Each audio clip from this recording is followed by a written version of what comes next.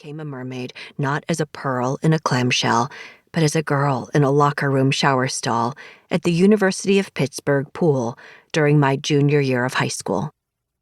I alone saw myself as a rightful mermaid, finally free of my short and pitiful life as a human girl. The others assumed I remained whatever they perceived of me before I ascended, but those were their impressions, their perceptions. As a daughter, my parents refused to recognize my metamorphosis, pretending I was not a mermaid, but their two-legged, high-achieving offspring. As a top competitive swimmer, Jim believed me still his athlete who won meets, races, and points for him and his team. As a best friend, even Kathy presumed me remaining a girl. Her girl. They are all wrong. The media will corrupt you into trusting such nonsensical concepts as overnight success, but in reality, the journey from girl to mermaid is long. Mine took 13 years, beginning when I was 4, though I would not touch chlorine for another 3, would not desire, and then eventually learn to reject its chemical embrace. I look back to these beginning days with some fondness and much exhaustion. My mother gifted me a book of mermaid folklore from around the world for my 4th birthday, thinking the illustrations would captivate and distract me while she was too busy working to provide proper attention. Her plan worked, and I carried my book of mermaid lore everywhere, from preschool to the booster seat and back. Wow, she must love mermaids. She can't put the book down, Mr. Osborne, my preschool teacher, said to my mother when she came to pick me up. Can she even read the words?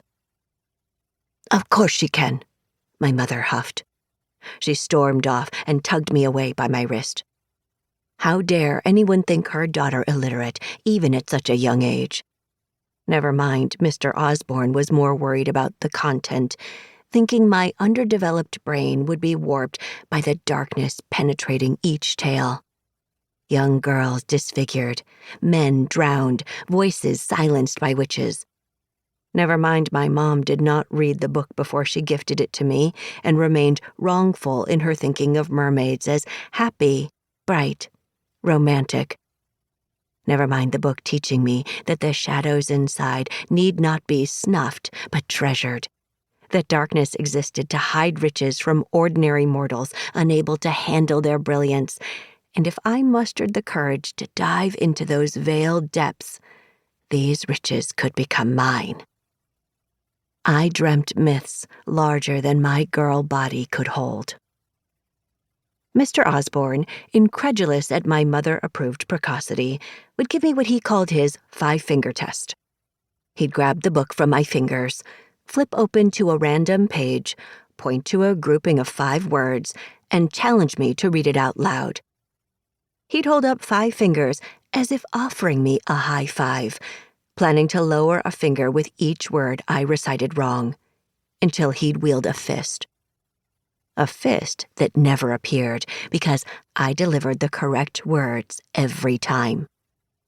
Yet he continued to steal my book and test me throughout the day, as if he believed I could read only in the morning and forgot how by the afternoon. I cannot describe Mr. Osborne's face or his classroom. The tiny details comprising insignificant men like him have long since been discarded from my memory. But I can easily recall the shapes of his greasy fingerprints on my book's laminated cover. He gave me my first experience in attempting to prove myself to a man, with no avail. My favorite folktales in the book were not the most famous. Likely you have heard of Hans Christian Andersen's and Disney's The Little Mermaid.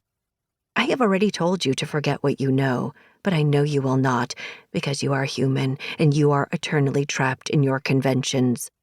But know this, then. The Little Mermaid was too desperate, too frivolous. I hated her disregard for her fantastical tale and family, her desire to ruin herself into sea foam for a man open to incest, who loved her like a sister. It wasn't just the European